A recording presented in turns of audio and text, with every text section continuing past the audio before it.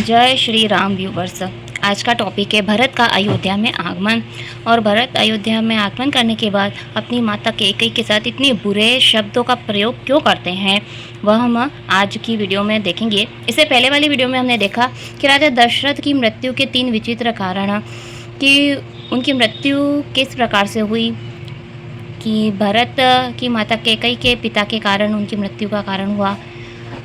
श्रवण कुमार के माता पिता ने उनको श्राप दिया और उन्होंने अपने पिछले जन्म में ही भगवान जी से अपने मृत्यु इस प्रकार से मांगी थी। क्यों मांगी थी वह सब हमने पिछले वाली वीडियो में हमने पढ़ा। चलिए आइए आज की इस वीडियो में हम पढ़ते हैं कि भरत माता कैकेयी को इतने बुरे शब्द, उनको गालियों का प्रयोग क्यों कर रहे हैं। सब रानियां शोक से दुखित होकर राजा के रूप, शील, बल और तेज का बखान करके रोने लगी। अनेकों प्रकार से विलाप करती, बारंबार पृथ्वी पर गिर पड़ती है। राजा दशरथ की मृत्यु के कारण सारी रानियां रो रही हैं। जब गुरुजी को पता चला, उन्होंने तेल से भरी हुई नाव में राजा के शरीर को रख दिया। सभी लोग कैकेयी को गालियां दे रहे हैं कि इसने जगत भर को नेत्रहीन कर दिया। इस प्रकार से सब रात्रि बीत गई और गुरु वशिष्ठ जी आए। उन्होंने कहा भरत को खबर भेजो, पर उन्हें यह नहीं बताना कि राजा की मृत्यु का समाचार किस मत देना, सिर्फ इतना ही कहना कि गुरुजी ने दोनों भाइयों को बुलाया है। इस प्रकार से घोड़ों को श्रेष्ठ वेग से चलाते हुए दूत शीघ्र ही भरत जी के पास पहुंचते हैं। अयोध्या में जब से अनर्थ आरंभ हुआ तब से भरत को बड़े ही अपशगुन होते थे। रात में समय भयंकर सपने देखते थे और जागकर मन में अनेकों प्रकार के दुष्प्रभाव। जैसे जैसे अयोध्या में जब से अनर्थ आरंभ हुआ, राम जी का वनगमन, तब से भरत जी को बड़े ही अपशगुन होते हैं और महादेव जी से प्रार्थना करते हैं कि सबकी कुशल क्षेम मांगते हैं। इसी प्रकार से सारे दूत आ पहुंचते हैं, गुरु जी का संदेशा देते हैं कि गुरु जी ने बुलावा भेजा है। तब भरत और शत्रुघ्न दोनों भाई बड़े ही तीव्र वेग से अयोध्या की ओर चल पड़ते हैं। बहुत प्रकार के बुरे बुरे अपशगुन होते हैं। बुरी स्थान पर बैठकर बुरी बातें शब्द करते हैं। भरत जी का मन बड़ा ही बेचैन होता है। उन्हें सारे अयोध्या के पशु पक्षी, घोड़े, हाथी देखे नहीं जाते। नर नारी बड़ी उदास दिखाई दे रहे हैं। जो पूर्वासी मार्ग में मिलते हैं वे कुछ नहीं कहते हैं, चुपचाप प्रणाम करके चले जाते हैं। मन में भय दुख के कारण भरत जी भी किसी से कोई कुशल क्षेम नहीं पूछते हैं। इस प्रकार से रास्ते बाजार सब राम जी के वियोग से ऐसे कांतिहीन हो रहे हैं कि देखे नहीं जाते हैं। अभी यहाँ जब माता को पता चलता है कैकेयी को कि भरत आए हैं तो बड़ी प्रसन्न होती हैं और आरती सजाकर दौड़ती हैं। द्वार पर मिलकर उन्हें मंत्रा मिलती है और मंत्रा बड़ी प्रसन्न होती है। दोनों भाइयों को देखकर वो भरत के कहती है कि जाओ, तुम्हारी माता ने तुम्हें बुलाया है। रानी कैकेयी इस बात से प्रसन्न दिखाई देती, मानो बिन्नी वन में आग लगाकर बड़ी प्रसन्न होती है। पुत्र भरत को सोच के कारण मलिन मन देकर पूछने लगी। अब भरत जी का मुख उदास था। तब कैकेयी पूछती है कि हमारी नेहर में तो कुशल है। भरत जी ने सारी कुशल क्षेम का सुनाई, फिर अपने कुल की कुशल क्षेम पूछी। तब पिताजी कहते हैं, भरत जी पिताजी कहाँ हैं, मेरी माताएं कहाँ हैं, सीता प्रिय भाई राम लक्ष्मण कहाँ हैं। पुत्र के वचन सुन करके कपट के आंसू ला करके भरत के कानों को और मन को शूल के समान चुभने वाली अभी कैकेयी अपनी सारी करनी भरत को सुनाती है कि पुत्र मैंने तो सारी बात बना ली। बेचारी मंत्रा बड़ी सहायक हुई, बीच में कुछ बात विधाता ने बिगाड़ दी है कि राजा देवलोक को सिधार गए। यह सुनते भरत जी हमारे घबरा गए, जैसे हाथी किसी सिंह की गर्जना सुनकर सहम जाता हो। हे तात पुकार कर व्याकुल होकर भूमि पर गिर पड़े। भरत जी अपने आप को संभाल ना सके। पिता की मृत्यु का उन्हें बड़ा ही दुख हुआ। फिर माता से पूछते हैं पिताजी की मृत्यु का कारण क्या है, और कहते हैं कि पिताजी को मैं मरते समय देख भी न सका, वो मुझे राम जी को सौंप भी नहीं गया। पुत्र के वचनों को सुन करके कैकेयी कहने लगी, मानो मर्म स्थान को काट करके उसमें विष लगा रही हो।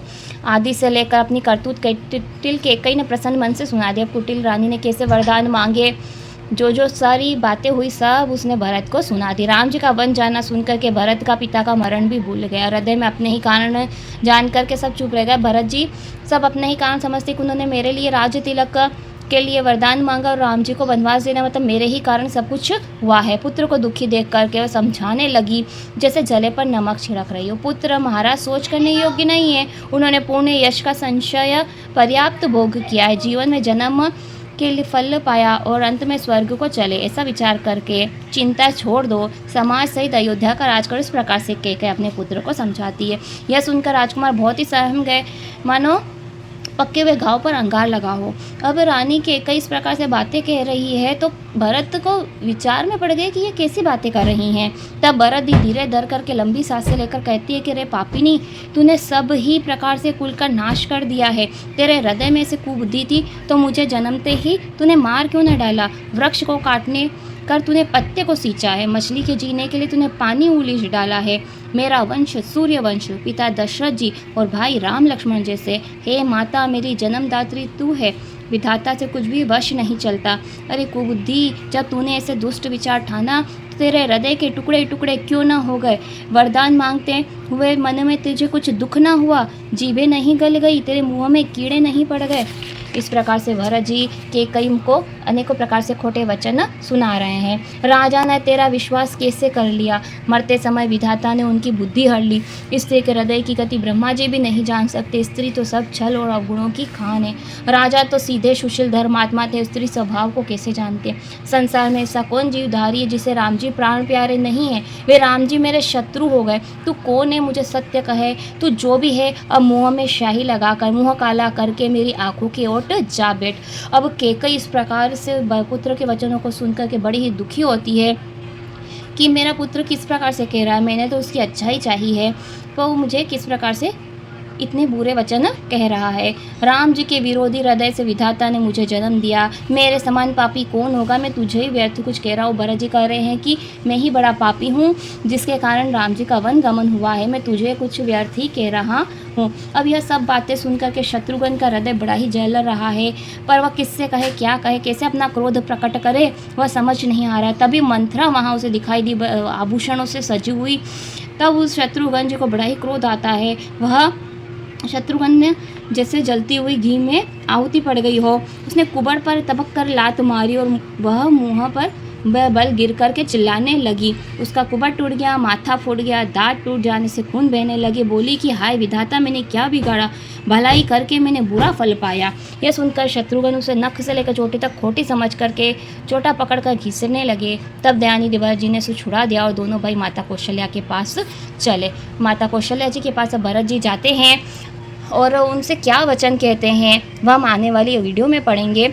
आज की कथा हम यहीं पर समाप्त करते हैं कि उन भरत जी को कैसा दुख प्राप्त हुआ, उन्होंने माता कैकई को कैसे खोटे वचन कहे, यह सब हमने आज की वीडियो में पढ़ा। आने वाली वीडियो में हम पढ़ेंगे कि भरत कौशल्या जी को, गुरु जी को किस प्रकार से अपने हृदय की बात बताते हैं। आज की कथा हम समाप्त करते हैं और आप मेरे चैनल को सब्सक्राइब कर लीजिए, वीडियो को लाइक कीजिए, आगे शेयर ज़रूर कीजिएगा। जय श्री राम।